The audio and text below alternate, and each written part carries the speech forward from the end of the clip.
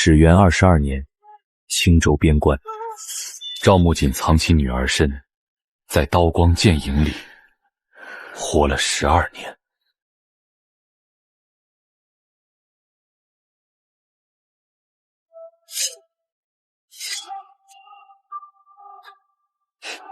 木头，你小子闯啥大祸了？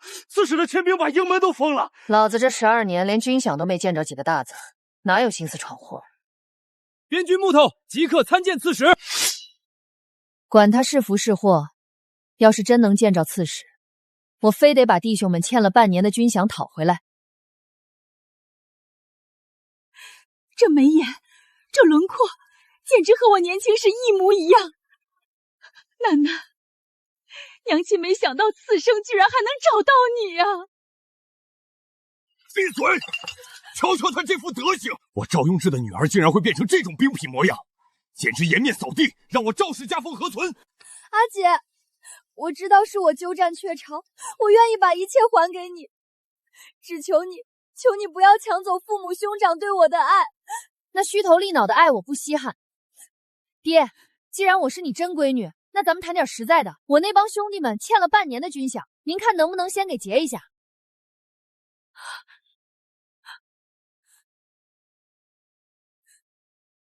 父亲，青青才是您与母亲亲手养大的女儿，17年承欢困下，她才是真正继承赵氏家风的闺秀。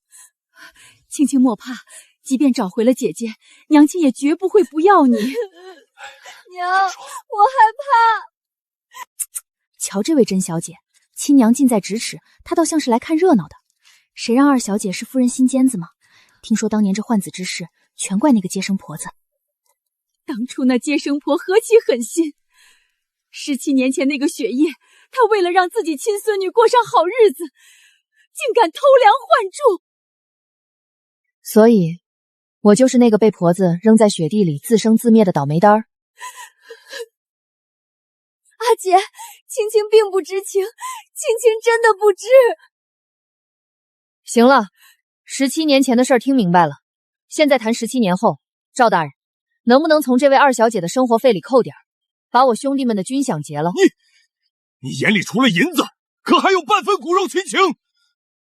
回大人，没钱，我兄弟们的命就没了。至于亲情，刚才我看你们抱得挺紧，想来是不缺我这半分的。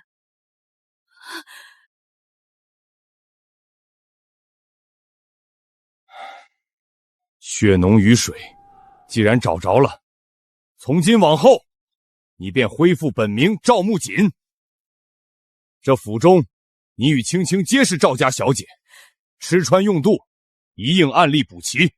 得嘞，既然大人发话了，我这就回营收拾行李，麻溜过来。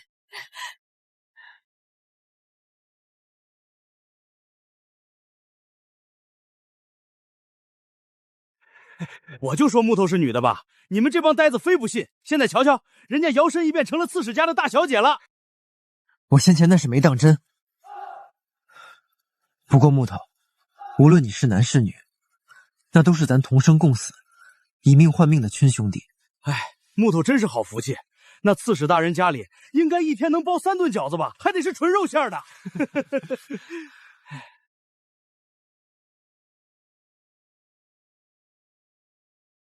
求你们那点出息，等老子那里安顿好了肉馅饺子，管够。走了，兄弟们，记得给哥几个写信。猪身酒肉臭，路有冻死骨。将军以前读这诗的时候，我觉得远，现在一屁股坐在这儿，倒是烫人。我那帮兄弟还在营里冻着，将军去朝廷要了半年的粮都没要到，这赵家小姐的名头，要是能换成弟兄们的军饷，倒也不赖。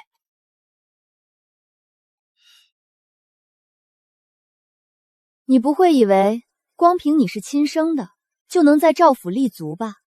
赵府世代为官，出的都是上等名流。瞧瞧你这副粗俗的样子，浑身兵痞气，你配做赵府的小姐吗？在我的人生里，动嘴皮子是最没意义的事。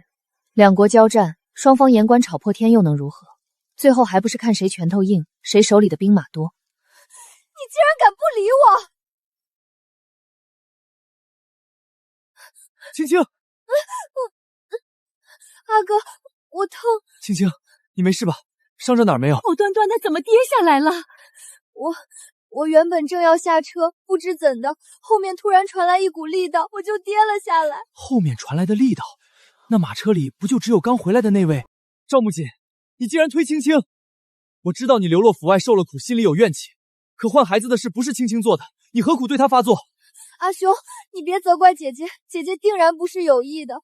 想必是姐姐在军营待久了，不知道下车的规矩，况且姐姐怨我也是应该的。害姐姐流落街头的是我亲祖母，她做下的孽，理应由我这个孙女来偿还。青青，你这傻孩子，快起来，雪地里凉。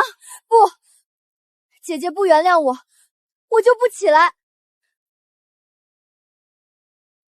戏挺好，姐姐，你竟然觉得我在演戏？青青，青青，你醒醒！青青，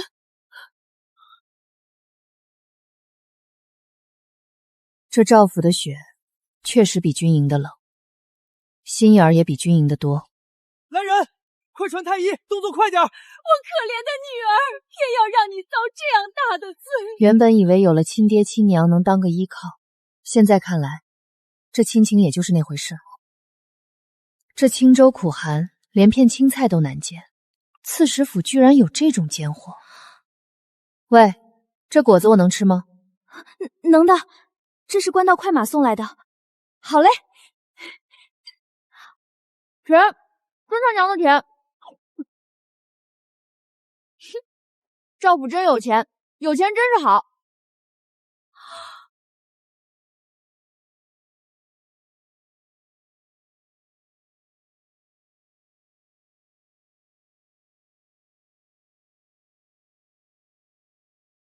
瞅瞅，刺史府出来的奸货，给个爽快价。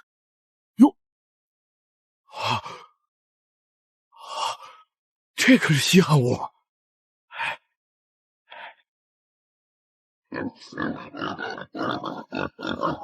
那几头全要了，给我捆结实了。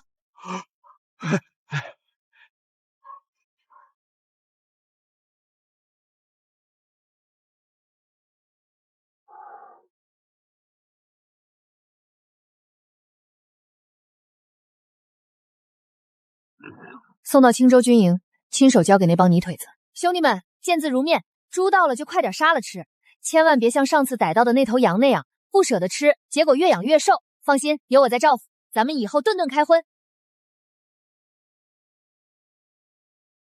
这棵树要是能卖了，少说能给军营的兄弟们一人换一套带棉花的冬衣，那帮小子就不用每年冬天都生一身冻疮了。就是太大了点儿，一个人怎么悄无声息地运出去呢？怎么，这下姐姐信了吧？你根本抢不走父母和兄长对我的爱。我只要略施小计，这府里的一切就仍然是我的。鸠占鹊巢又如何？我只恨当初祖母心软，没有在雪地里直接掐死。不过你活着回来也没关系。瞧瞧父母把你丢在这儿，就是嫌你粗鄙上不得台面，他们根本不愿见到你。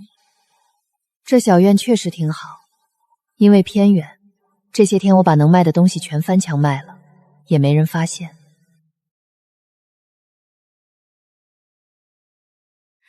二小姐也在啊。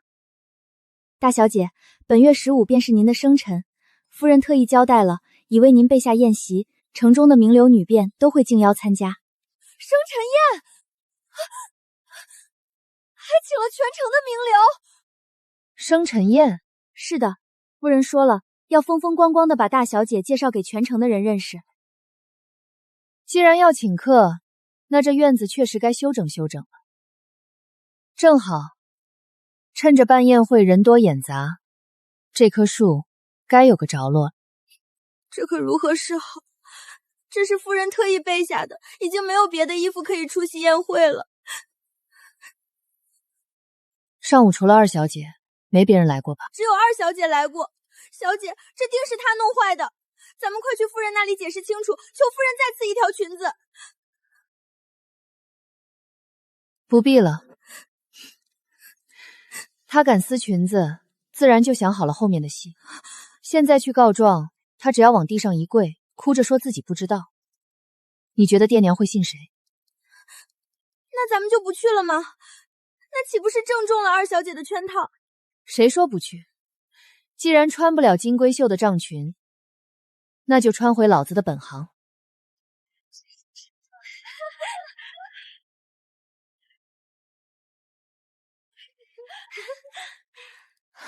姐姐，你这身打扮是……青青，这就是你家那位刚找回来的姐姐？这穿着打扮跟乡下的泥腿子有什么区别？我家粗使奴派都比她穿的金贵，真是丢尽赵府的脸。姐姐，你也听见了，你这一身毫无世家礼著，为了赵家颜面，还是赶紧离开宴席吧。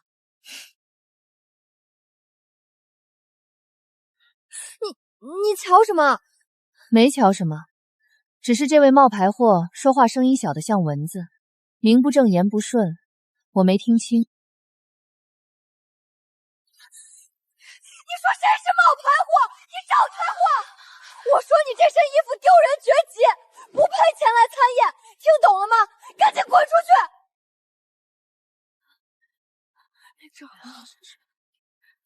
哎呀，怎么了这是？好好的生辰宴吵成这样。母亲，姐姐失了礼数，我好心叫她回去换一身，她反倒骂我。你这是干什么？不是我不愿走，而是实在无法苟同青青姑娘的话。方才青青姑娘大声嚷嚷，说我这身衣服丢人至极。但姑娘可知这身衣服究竟是什么？木槿，好好的生辰宴，你快起来。青青，快带你姐姐去尝尝新做的栗子。青青姑娘嫌这身衣服粗，嫌这身衣服上不了台面。可此衣是先帝亲赐给玄甲营的战服。先帝亲赐？青青姑娘，你说先帝赏赐的东西丢人至极，不配出现在这里，那我是该走，还是该去官府禀报，说你对先帝不满？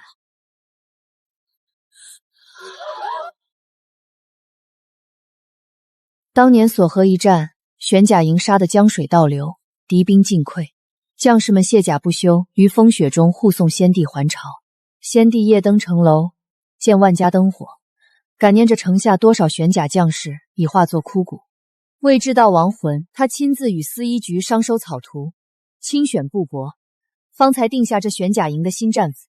此衣求的是轻便御寒，而非华而不实；图的是藏踪匿迹，而非招摇过户。青青姑娘，你眼中所谓的上不得台面，却是先帝亲笔御画的军魂。先帝有旨，胸前刻号，魂归故里。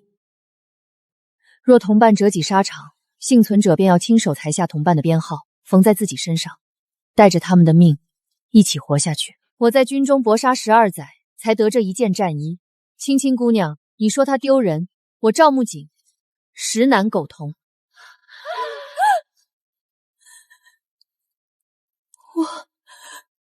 我不知。青青，阿哥，我心口疼。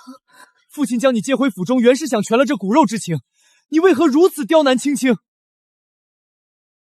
逆子，闭嘴！木槿，今日之事是青青这丫头出言无上，不知情重，你受委屈了，爹一定好好罚她。是啊，木槿，青青她也是个不知世事的，断然不是有心冒犯先帝爷，你就原谅她这一次吧。管教？大人想怎么管教？如何罚，又如何管教？老身也想听听赵大人这管教的家法，比之大庆的律法如何？完了，竟是谢老夫人亲自发难。太后的亲妹妹，当年的玄铁双枪女将军，这位主眼里最是容不得沙子。谢老夫人镇远侯府的老祖宗，丈夫和3个儿子都填了沙场。如今玄甲营的主将谢卓，便是他膝下唯一的一父子。老爷，这可如何是好？本指望青青能在他面前露个脸，全了与谢将军的婚事。初见便坏了玄甲营的名声，还指望什么亲事？那是谢家的命根头。教养儿女本是家事，老身不该治学。但玄甲营是谢家满门哭氏骨所铸，赵二姑娘当众辱先帝御赐战符，老身若坐视不理，便无颜见关外冤魂。下官教女无方，万死难辞。死罪担不起。敢问赵大人，这管教2字究竟打算如何落实？逆女不知敬畏，妄议先帝君威，依照家法，杖责30。官人，万万不可啊！青青她自幼身娇体弱，30杖下去，那不是要了她的命吗？父亲，青青一介弱女子，如何承受得住？求父亲收回成命。这道是索河之战留下的，当时替将军挡了一刀，皮肉都翻开了，在那烂泥地里躺了半宿，也没觉得这命有多金贵。赵大人，赵大人，同为女子，这位在边陲搏杀的甄小姐受得住万千伤痕，赵二小姐难道连自家那几下家法都受不住？青州乃兵家重地，玄甲营世代镇守于此，赵大人千万莫要因为一些不知深浅的言行，寒了万千将士的心。逆女误我！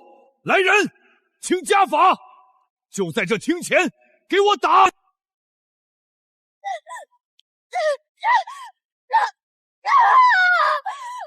哥，我的儿啊！走狗！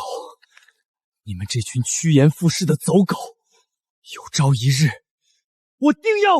逆子，你给我寄生！你是想让全府的人为你陪葬吗？孽障！我赵家上辈子究竟造了什么孽，竟生出你这么个不孝的女儿？当着满城名流的面，你将亲生父亲架在火上生烤，你可还有半点为人子女的廉耻？原本青青与谢小将军的婚事已是10拿9稳，如今倒好，婆家若是因今日这遭，觉得青青是个搬弄是非的，你这做姐姐的，这辈子都对不起她。在幸，你从回府的第1天起就没安过好心。我真恨不得当年死在雪地里的人是你。亲生骨肉比不得一张画皮。大人的戏演完了吗？哼，滚！从今日起，你被禁足于偏院，无我手谕，不得踏出半步。12年刀头舔血，什么爱好没听过？这场生辰宴，从一开始就是场腐朽的戏。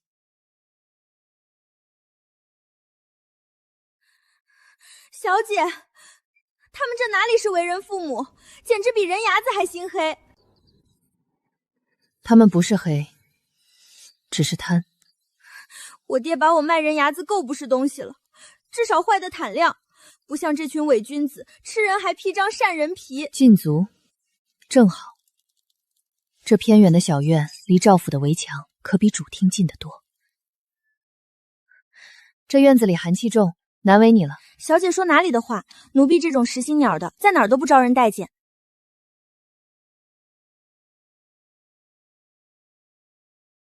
是营里的兄弟们，在这深宅大院里，竟还有这般传信的法子。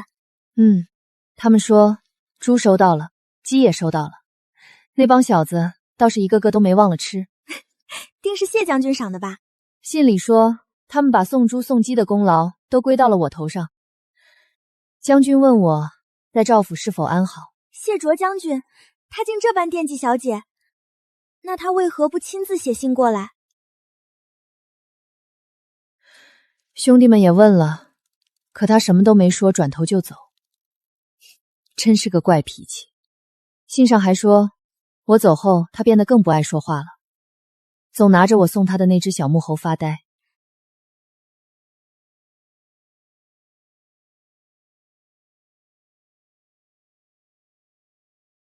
木头，这是什么？总不能告诉他，那是老子暗恋他时偷偷刻的小像吧？小姐，那将军拿那木猴发呆，究竟是为何意啊？木头，本将再问你一次，私刻此物究竟是何意？猴子。猴子？对，就是属下进山巡逻时瞧见的野猴子，闲来无事瞎刻的。下次军务检查，若再有这些不入流的玩物，定不轻饶。原来那东西他一直留着，我以为他早就扔了。将军定是念着小姐的，既然如此，小姐何不回一封信？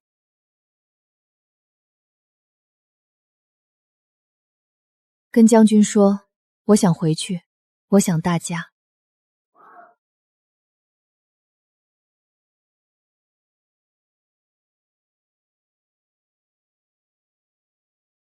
小姐，将军可是让您回去了。木头，多少人想当赵府的小姐当不上，天爷给了你这份运气，你就好好的接着他。将军这是拒绝了。谢卓从不废话，他不让我回去。可这分明是谢将军怕您回营受苦。我是个士兵，军令如山。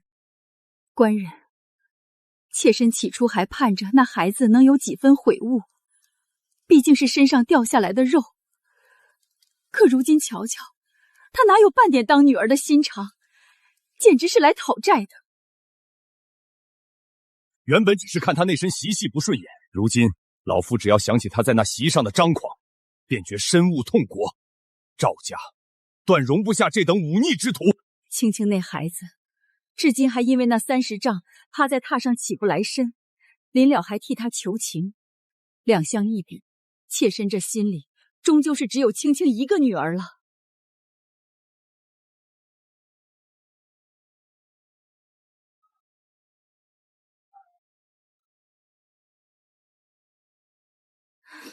小姐，您瞧这满院的梅开得多好，整个青州城都找不出第二处这样的景致。今日天又放晴，晒着太阳多舒坦。梅是好梅，天是好天，可这四方高墙圈着，连风都带着股脂粉闷味，到底不如军营里敞亮。那儿的日头才叫痛快，直直照在演武场上，天宽地阔，连呼吸都觉得顺畅。奴婢知道小姐心里憋得慌，自打生辰宴过后，老爷和夫人便连面都不肯见您，府里下人也都看着眼色行事，本就薄得像纸的情分，如今怕是更剩不下什么了。早该料到的，没那点血缘牵着，我在他们眼里不过是个弄脏了他们锦绣门楣的兵母子。老夫人，这是青青亲手做了几个时辰的如意点心，特意选了最细的雪粉，说是谢将军常年行军，应当吃些爽口的。令爱有心了。青青这孩子最是体贴，常跟我念叨仰慕谢将军的风采。老夫人您若不嫌弃，以后让青青常来陪您下下棋。下棋就不必了，老身倒是想问问木槿姑娘最近怎么样了。如若她不忙，可以叫她来陪我。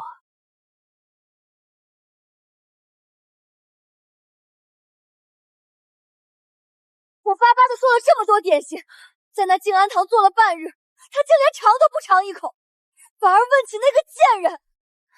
二小姐息怒，谢老夫人久经沙场，断不会无缘无故的偏向那粗人，定然是赵木槿那贱人使了什么见不得人的手段，自下讨好老夫人。你是说，那贱人也想嫁给谢将军？哼，她做梦！她那样的粗人，难不成还妄想麻雀变凤凰，坐上将军夫人的位子？二小姐，如今局势紧要，您得立稳了。老爷和夫人自然是万分疼您的，可若谢老夫人主动开了口，要那赵穆总与谢将军定亲，恐怕你是说父亲会答应？在这权势门楣前，亲情终究是隔了一层。对老爷而言，只要是赵府的女儿嫁入谢家，他的仕途便能平步青云。至于嫁过去的是哪位小姐，原本这赵府唯一的嫡女是我，这尊贵的谢将军夫人也一定是我。为什么偏偏在这时候要冒出一个他来坏我的事？既然他不识抬举，就别怪我心狠手狠。当初祖母就是太心软，在那雪地里没能掐死这祸害，才留到今日来扎我的眼。小姐的意思是，祖母犯下的错由我来补。哼，这一次我绝不会留下任何祸患。齐王千岁偶尔于寒间得见赵二姑娘之画像，当即惊为天人。这不，命老身马不停蹄赶来预聘姑娘，这可是天大的福气。千岁抬举，只是青青年纪尚轻。赵大人，千岁虽已6旬，却是皇上的亲皇叔，这府中权柄可是全城女眷艳羡不来的。这门亲事，您是应还是不应？爹娘，救救我！那齐王府哪是什么富贵乡，分明是吃人的虎狼坑。齐王荒淫暴虐，前2任王妃是何下场，满京城谁人不知？女儿嫁过去，只怕不出2年就要被他活活折磨死。齐王权倾朝野，又是宗亲之首，若他亲自指明，赵家如何敢抗旨？爹娘，青青这条命，难道真要葬送在那吃人的王府高墙之下吗？官人，你想想办法，救救咱们青青呀！救？如何救？齐王乃当今圣上的亲叔，那是皇亲国戚之首。你便是借我几个胆子，老夫又岂敢推举这桩婚事？那可是要灭门的祸事。也是女儿命薄，前些日子我悄悄找道士算了一卦，那仙长说姐姐与我命数相克，是天生的死局。若非要死，为何偏偏是我的青青去送死？其实女儿也为家里想出了一个法子，只要爹娘不说，谁知道嫁过去的是哪位赵家小姐？可齐王指名道姓要的是你，若送了穆景过去，一旦败露，那便是欺君罔上的夷族大罪。千里嫁衣，未必真能送入京城繁华。若新娘于半途香消阴云呢？青州距京城路途遥遥，若人在驿站病逝，齐王难不成还会亲驰几百里去开一副薄棺，确认里面躺着的究竟是谁？可穆景毕竟是……我也知道，此举是让穆景姐姐去送死，我这心如刀割一般。爹娘，若赵家注定要有一个女儿去填那火坑，还是让青青去死吧。爹娘，青青陪了咱们17年，她才是赵家捧在手心里的至亲，你们当真忍心送她入齐王府等死吗？可穆锦，她终究也是赵家的骨肉。赵穆景，他不过是个泥腿子出身的粗鄙大兵，若不是你们心善将他接回赵府，他早晚也是个横尸荒野的命。如今他能顶着赵家小姐的名头，享受这几个月的锦衣玉食，再替青青去死，那已是他8辈子修来的福气了。官人，硕儿说的对。既然如此，便依此计行事。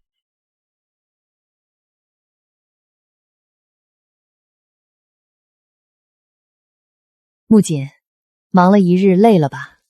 这是娘亲手为你煮的燕窝，你快趁热尝尝。我不爱吃这黏糊糊的东西。阿姐，这可是宫里赏下来的上等血燕，母亲念着你流落在外受了苦，特意为你熬的。你若不吃，岂不是辜负了母亲的一片慈心？哼，咱们毕竟是一家人，此前虽有不快，但那都过去了。母亲说，这盅燕窝便是咱们和好的信物。阿姐接了这盅酒，你便永远是这赵府名正言顺的大小姐。赵府大小姐，这名头如今倒是金贵起来了。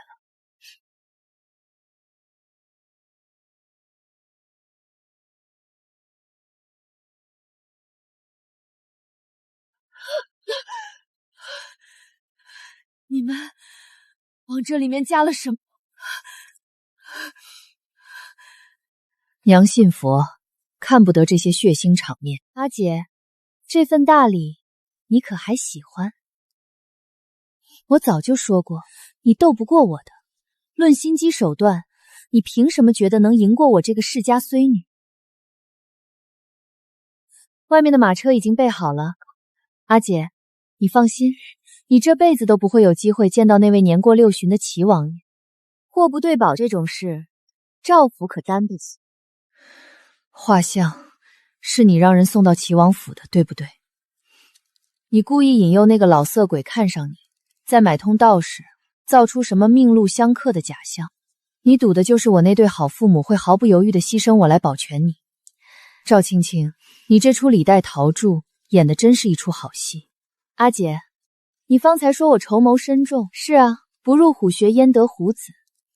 即便流着相同的血，你终究抢不走这17年的恩情。关键时刻，他们舍弃了你这个亲女儿，毫不犹豫保全我这个外人。二小姐，马车已在后角门候着了，定让他今晚就消失在青州城。不对，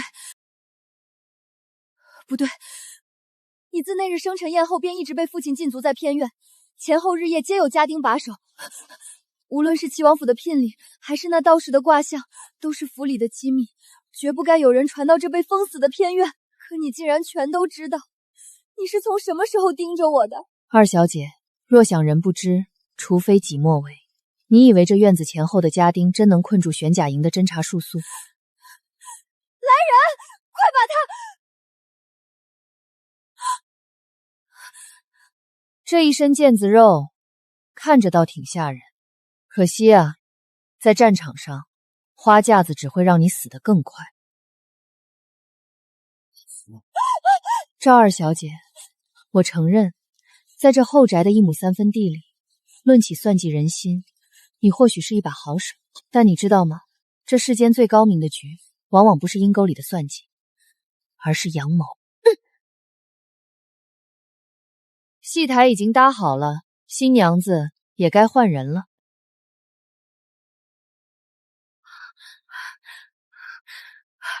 官人，妾身这心里总跳得厉害。青青那孩子手脚快，也不知道处理得干不干净。齐王府的接亲车队已在府外候着了，若此时出了岔子，咱们赵家满门的脑袋都不够填到虎狼坑。快！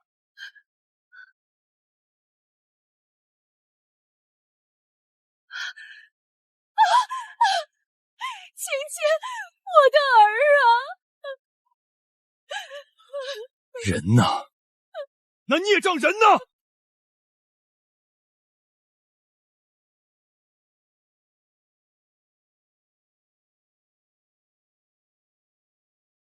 既然你们想送我走，那这礼我就全收下了。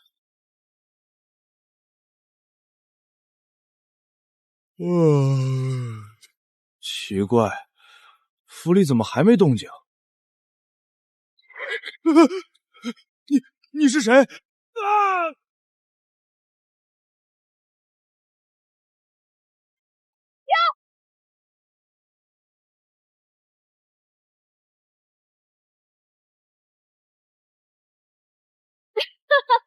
感谢赵刺史一家慷慨解囊，资助玄甲营这些紧俏物资。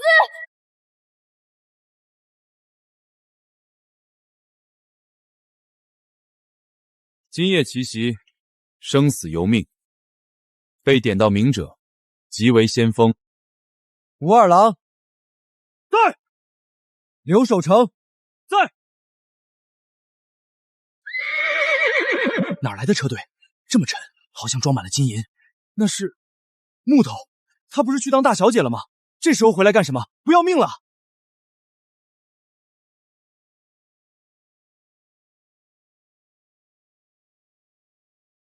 这是我第一次，也是唯一一次违背他的命令。木头，在。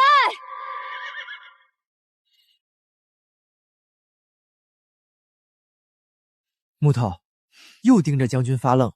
打从进营那天起，你这双眼就没从将军身上挪开过。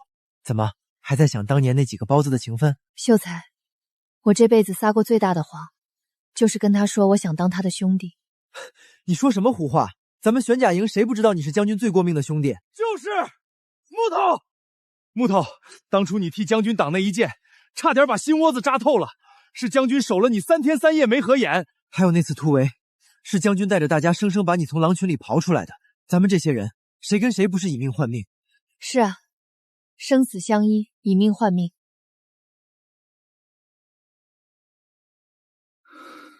赵府的高墙，终究是拦不住你。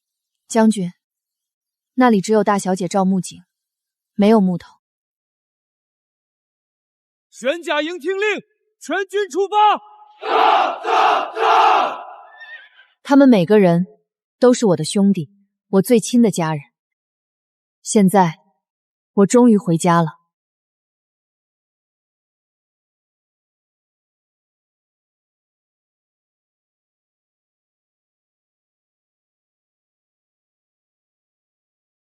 你看将军，22岁，谢家满门忠烈就剩下这一棵独苗了。这一仗，他背着整个谢家的魂。将军告别老夫人出来的时候，那背影我看一眼就心酸。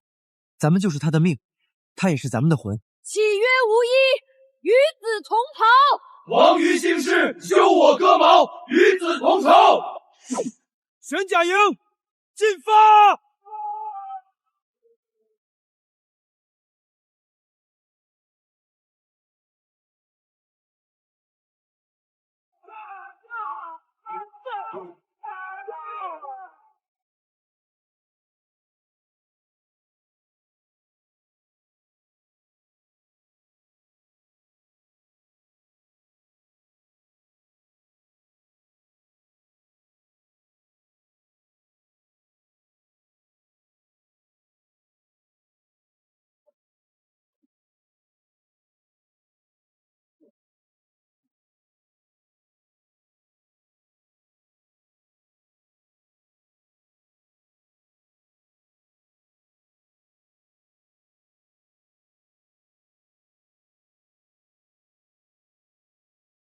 史书载，始元22年初春，镇远侯谢卓带兵大破羌戎。木头，不对，该叫赵将军了。敌报下来了，这一战你先登城头，连斩敌军3将，朝廷升你为牙将，紧接着又越级升了副将。升什么不重要，仗打赢了，兄弟们能活着就好。继谢老夫人之后，我朝又出现了一位不让须眉的巾帼英雄。赵木槿这个名字响亮得很。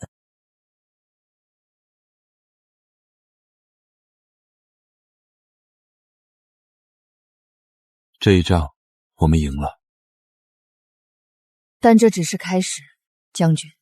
始元22年初春，边境大捷的战报尚未传遍京城，先皇驾崩的噩耗便先一步震动了天下。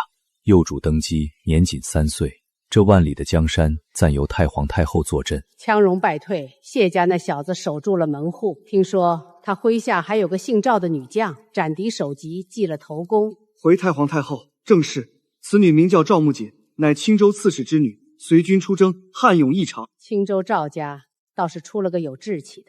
传哀家口谕，遣御史带重赏赶赴青州，宣赵木槿入京嘉奖。哀家要让天下人看看，我朝女子亦能撑起半面天。奴才遵旨。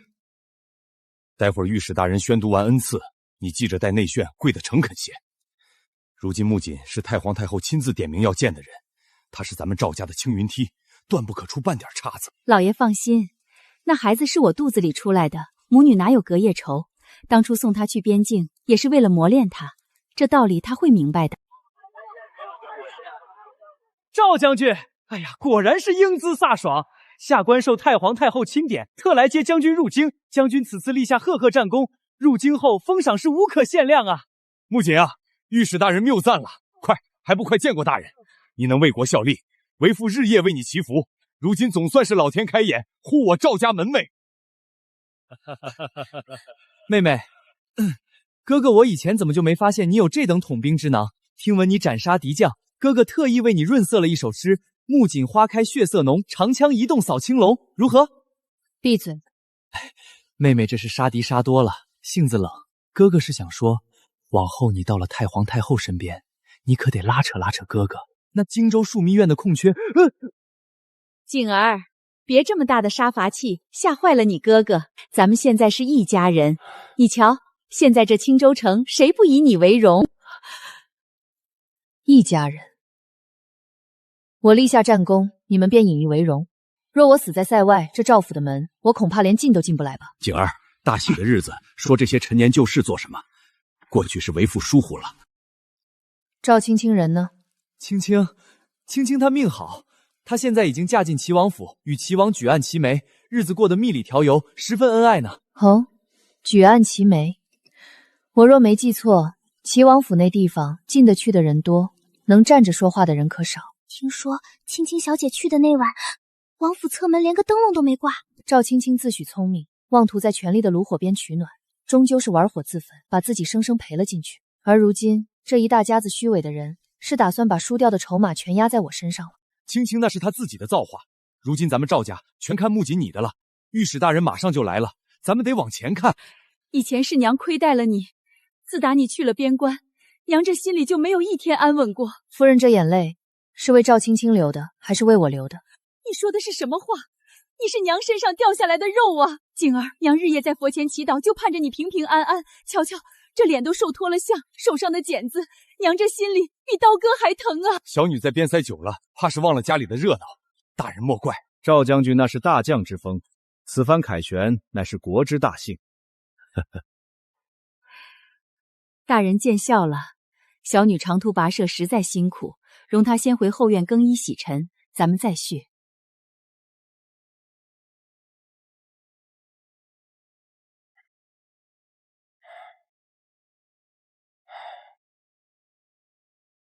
景儿，此次御史大人带太皇太后巡查，是咱们赵家入京为官的关键机机，你可得好好表现，多提提家里的教导之恩。表现？不然你以为你在那苦寒边关熬了这些年，刀头舔血有什么前途？现在仗打完了，回来安安稳稳做你的千金大小姐，日后嫁个高门显贵，那才是咱们赵家女儿该走的路。我的确平安归来了，归来就好。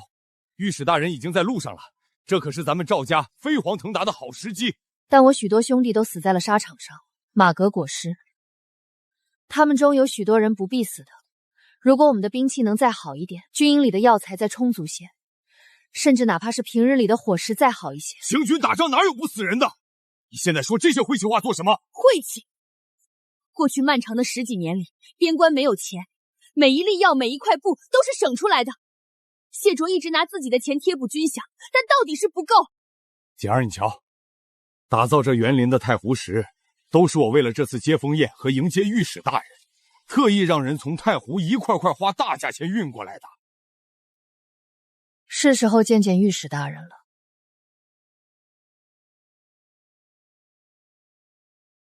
御史大人，这是刚出锅的爆炒凤舌，请大人趁热尝鲜。赵大人这府上的厨子，竟比京城名楼的还要精妙几分，这味道确实难得。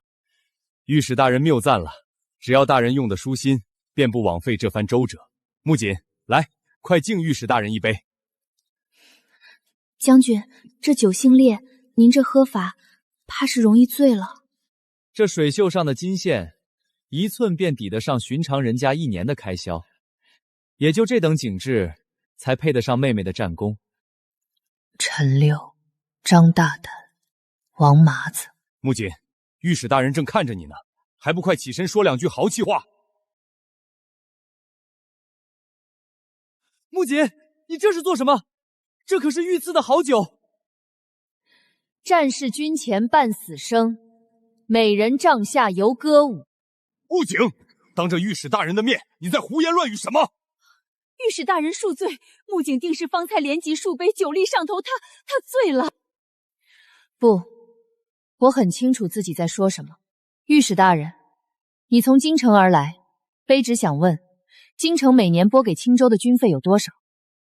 户部有案可查，之前是15000两，去年边关告急，圣上心系将士，升至17000两。17000两，17000两雪花纹银，大人可曾见过？我玄甲营的将士们在寒冬腊月里，3人合盖一床发霉的破被，大人可曾闻到他们在冲锋陷阵前吃的是混着沙土早已酸臭的陈米？他们依旧吃不饱穿不暖，试问这银子究竟花在了何里？看看这金碧辉煌的刺史府，看看这豪奢至极的宴席，御史大人，你有答案了吗？赵穆景，你疯了！你是真的疯了！你知道你在说什么吗？在这儿胡言乱语，你是要毁了赵家吗？快堵住他的嘴！这孩子定是染了疫症，快带他走！我看谁敢动！我在揭露赵家贪污。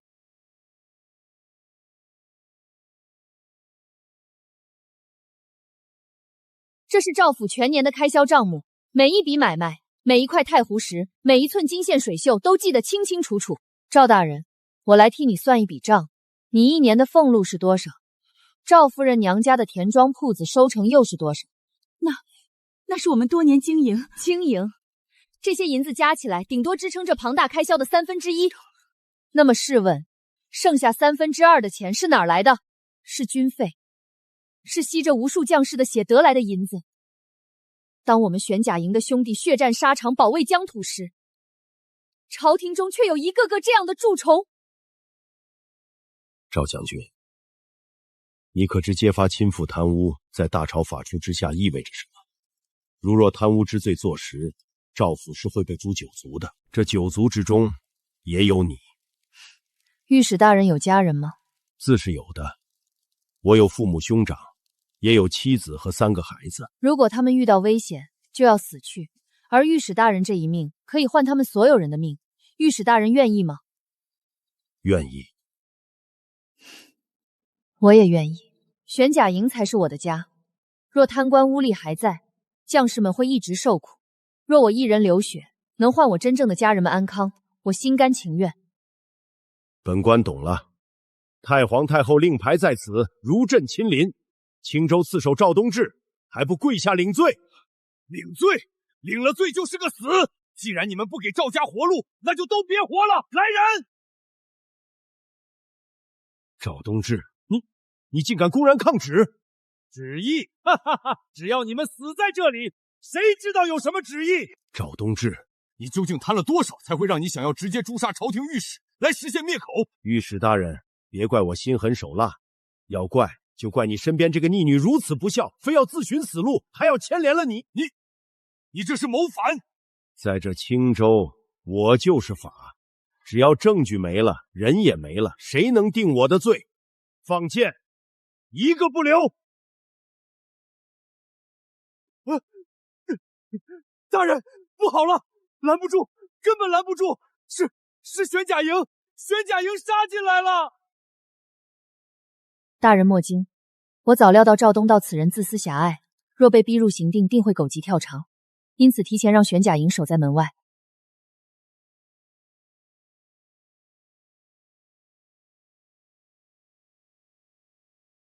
谢哲，我要去京城了。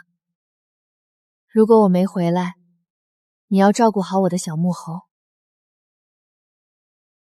建昭2年春，以青州赵家为始，一场流血的变革在朝堂内发生，无数贪官污吏被抓，有些掉了乌纱帽，有些则直接掉了脑袋。赵家被牵连9族，而赵木槿身为赵刺史的亲女儿，自然首当其冲。赵姑娘，外头闹翻天了，玄甲营那帮汉子不吃不喝，正跪在午门前写血书替你求情呢。玄甲营，他们本就不该卷入这朝堂漩涡。赵将军护边疆，御强敌。若功臣沦为阶下囚，若热血换来的是断头台，我玄甲营3万将士不服不平！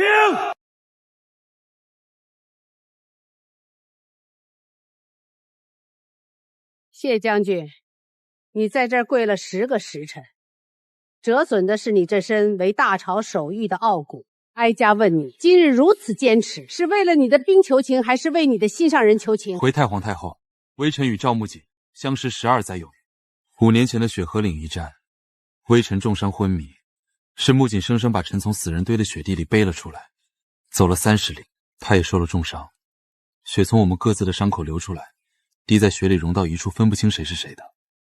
他怕我睡着了就再也醒不过来，于是他就逼着我跟他一起唱歌。7月5日，与子同袍，望与兴师修yor与子同酬。玉儿也爱唱这首歌，你和你母亲还真是像。算起来，哀家已经多年没听到自己的妹妹唱这首歌了。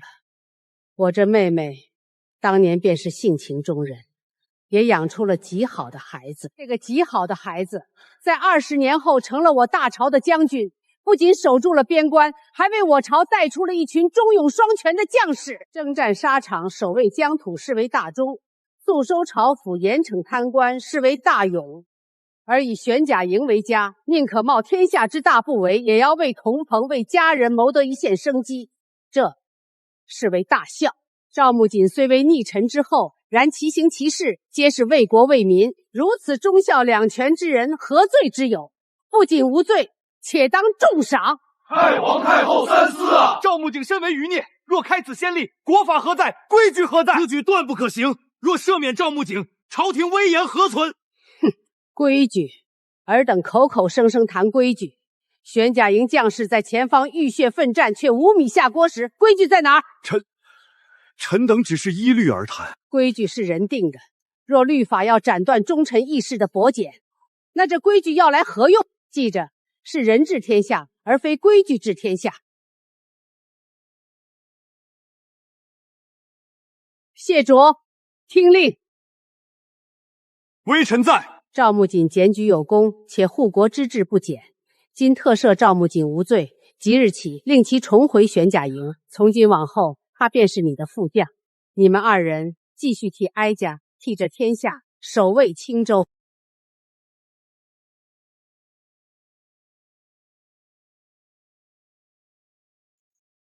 京城的最后一道折子批下来了。赵东志与其子赵硕已于昨日午时间解。赵夫人呢？她免了死罪，但已入奴籍，没入掖庭劳作。还有赵青青，她在齐王府本就失了势，听闻父兄死讯后，在病榻上呕血不止，没撑过当晚。谢卓将这些消息带给了我。在边塞无垠的旷野里，我们都没有说话，就那么并肩坐着，看着远处天际线升起的一弯淡月，一起静静地望了望月亮。木槿，那年在雪河岭，你背着我走的时候，真的一点都没想过把我扔在那儿吗？扔了你，谁给我发军饷？我知道你在沙场上几次三番用自己的命去换我的命。我也知道你在宫外长跪10个时辰，求那一道赦令，但我们都没有再说感谢的话。12年并肩作战，一个眼神，一个动作，便早已心领神会。于是当真正的需要开口说些什么时，却都显得笨重。那个小木猴有些旧了，你可以再刻个新的吗？好啊，这一次我会刻得好一些。